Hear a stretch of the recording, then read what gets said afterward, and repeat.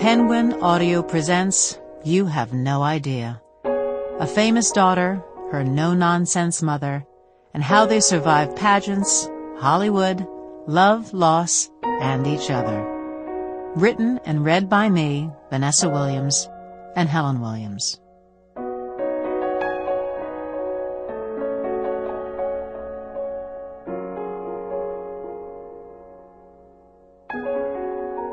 To my parents, Helen and Milton Williams, whom I thank for making me grounded.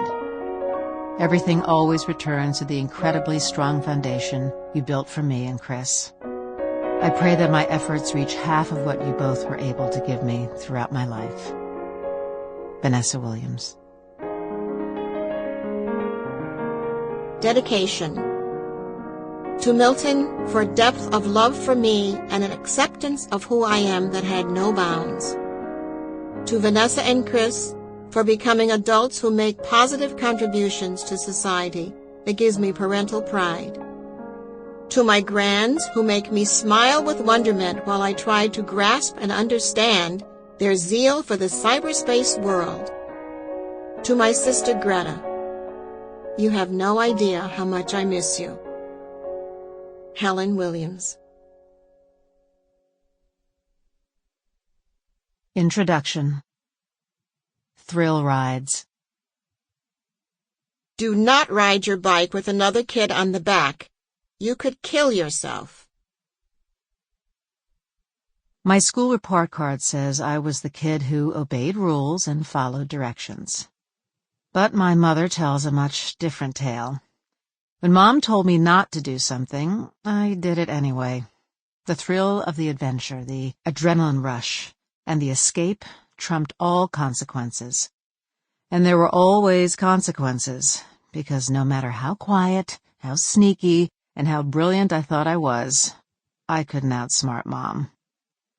It was the summer of 1972, and I was heading into 4th grade with Mr. Hart. That's how I remember the early days, grade and teacher. My 3 cousins from Baltimore were staying at our Millwood, New York home during their annual visit. Gabby, the youngest, was always my partner in crime. We decided to explore the neighborhood by bike. I had just traded up from my little girl bike with the banana seat. They had been the rage, all the Brady Bunch sisters had them, to a big girl green 6-speed that my dad had found in a trash heap on the side of the road and repaired. I pulled it out of the garage and jumped on it. Since Gabby didn't have a bike with her, she walked next to me. I figured when we were a few houses down the street on Glenwood Road, Gabby would jump on the newspaper rack over the back tire. Mom knew exactly what I was thinking. Don't ride that bike with Gabby on the back, she said. It's too dangerous. You could kill yourself. Take turns. I nodded, but I was thinking, I can handle this. A few minutes later, I hooked a left onto the quiet crescent-shaped road. Jump on the back, I told Gabby. She sat side-saddle and wrapped her arms around me. I pumped my legs and pulled at the handlebar, balancing the bike perfectly. We headed toward a hill, always the best part of my daily bike ride. I loved to coast down it, let go of the handlebar, balance, and fly. I coasted as we gained speed down the hill, laughing as the wind whipped through our hair.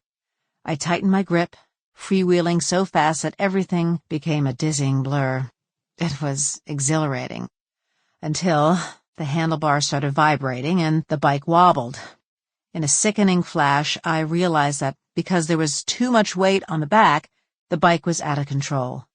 With every muscle in my 9-year-old arms, I pulled at the handlebar to stop the wheels from weaving. But the bike couldn't handle it.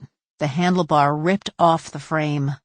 The front tire slammed into a drainage ditch, and I sailed over the bike, still holding the handlebar. For a second, I was flying. Then my face, hands, and knees smashed into the pavement on Glenwood Road. You know the moment when it doesn't hurt, but you know the big pain is on its way? I knew this was a big one. The gravel was embedded in my palms and knees. I slowly pushed myself up and staggered to my feet. Everything started to throb. Sample complete. Ready to continue?